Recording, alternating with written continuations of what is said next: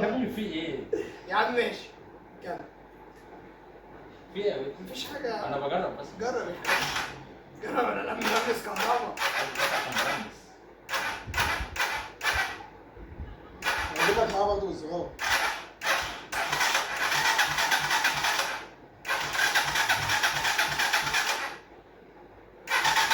بيلسعك؟ يا عم مش شايف ايدي بتتعش ازاي؟ لا انت بتعمل ازاي؟ مش كهرباء دي ولا ولا دي امي ميه ولا ايه؟ ايه اللي كهربية ايه يا عم؟ مش حاجة. خلاص يا اسطى عشان الماتش ما يتحرقش يا اسطى.